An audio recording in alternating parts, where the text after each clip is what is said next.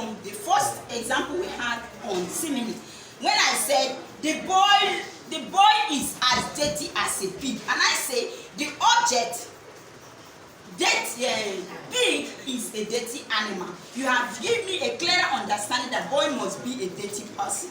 Now, if I want to change it to metaphorical statement, I can easily say the boy is a pig. That is direct. It looks as if simile is timid, is very fragile, he has that fear, as if I tell this boy that he is a pig, I'll be crucified. He goes like he said the boy looks like.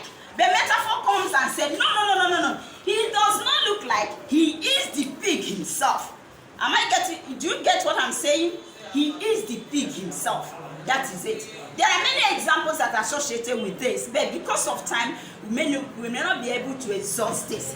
Now let's quickly look at personification. When we say personification, I want you to use one thing to understand.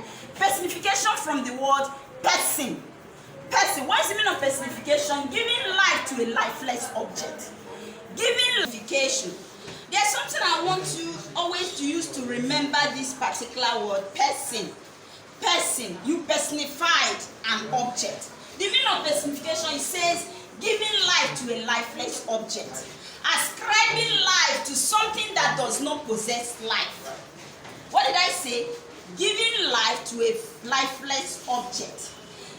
Ascribing life to inanimate object. We are still saying the same thing. Personified.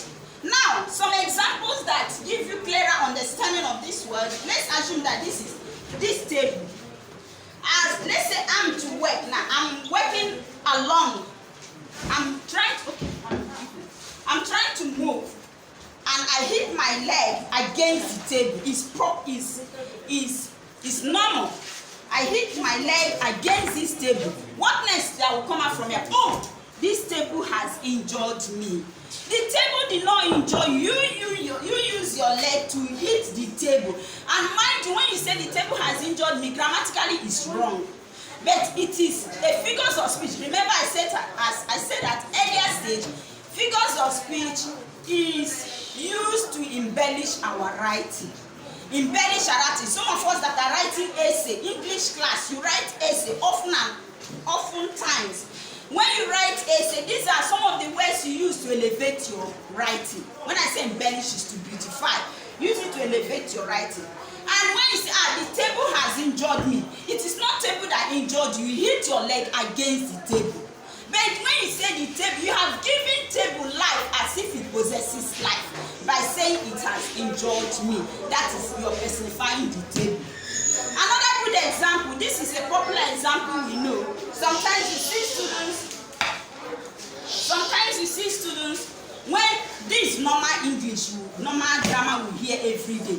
Students, they will use knife. They may be cutting something and the knife injures them. The next thing, the knife has cut my finger. Is it a knife does knife possess life? I'm very much sure that knife does not possess life. But you ascribe life to knife as if it possesses life. You now say, this knife has injured me or has cut my finger. Is the speech normally speak every time. So what I'm trying to tell you that, one, it is grammatically wrong to say that the knife has injured me or the knife has cut my finger. It is just to show you that knife does not possess life, but you give life to as if it is a human being that can do what? Cut your finger. Is that clear? Fine. Now we have the next one, apostrophe. Can I hear you say that? Apostrophe. Say it again, apostrophe. When we say apostrophe is addressing something that is not seen, that is not present, as if it is present. Can I repeat myself? I said apostrophe is something that is not present, as if it's what? Present. Let me give you a clearer understanding of that by giving you one example. We have example like, poverty, you have dealt treacherously. You have dealt treacherously on me. When I say treacherously means you have dealt wickedly, you have dealt badly on me. Are you saying poverty, you have dealt or badly on me.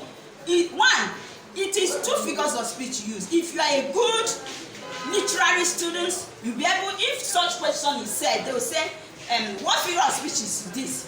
One, it sounds as personification and as well apostrophe. When it's personification, you're saying, when you say poverty, you have dealt badly on me. Poverty, does it possess life? That is personification. Then on the other hand, you say, poverty, you have dealt badly with me. You are addressing poverty as if you're seeing poverty, addressing it as if it's present. I don't know if I'm making sense.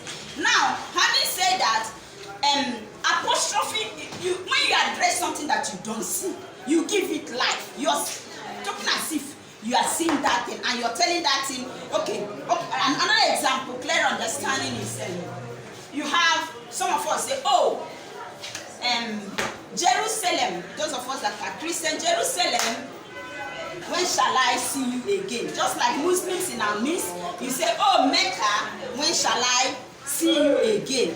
Mecca, I guess, is a holy city. Jerusalem is equally a holy city for Christians, where Mecca is for Muslims. When you say, oh, Mecca, because you are trying to remember the goodies, the pleasures that you had, probably the time you visited Mecca or Jerusalem. You are now having a kind of reflection. I have missed Jerusalem, I have missed Mecca. That shows that you are addressing Mecca as if Mecca is seen, as if you can easily come to you. Oh, Mecca, how I wish I will see you again. Or Jerusalem, how I wish I will visit you again. Addressing something that is not present as if it's present. I think I've made it clear to all of you now. Please get prepared. You're going to give me enough examples to clarify, at least to show me that yes, you understood what I have been taking. Now let's look at this euphemism. Can I hear you say euphemism? Yes, I know it is a word you all know, and it is in your notes.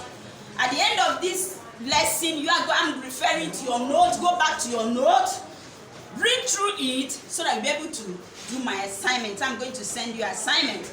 Now, if I want to say euphemism is a word that gives a pleasant, you express something that is harsh in a mild way. What did I say? I'm repeating. Expressing something that is harsh in a mild way, or saying something that is unpleasant in an unpleasant, in a pleasant way. A good example of that is, let me use one example that all of us know. We normally say, we normally use the example, expression, okay, that girl has been put in a family way. That girl has been put in a family. You know fully well that girl is underage and she's not up to, being a mother, but maybe because of her waywardness, she happened to get pregnant for a teenager like her. At the end of the day, instead of going to tell somebody that that girl is pregnant, because when you say pregnant, it is a harsh way of expressing that condition. You can easily say that girl has been put in a family way. That is a very simple example we can use. And also we can say the man has kicked the bucket. The man has kicked the bucket. The man, we all know that when okay, let's assume that you want to meet a woman, a mother that the son or a relation of his has given up. At the end of the day, you go to the woman, instead of putting the woman in a tense state, you now say, mommy, that girl has given up. That woman, maybe she may not even understand you. What do you mean by giving up? Instead of saying, that girl has died, because death is harsh. It's very unpleasant to hear. Even you as a person, to hear that somebody has died, has shown you that word alone is too harsh. So when you use the man has kicked the bucket, which of course is normal expression we normally use to communicate, shows clearly that the expression is used in a mild way, that the man has died, the man has kicked the bucket. There are many examples to that, and there we have also more of these big figures of speech to work on. But I will want to encourage, I want to encourage each and every one of you to be up and doing at this time. and at the end of the day you are going to give me a clear understanding of what the topic we had today. Is that clear? So I will not waste time to upload the assignment, but just keep in touch, keep your finger crossed. Definitely you hear from me. Thank you.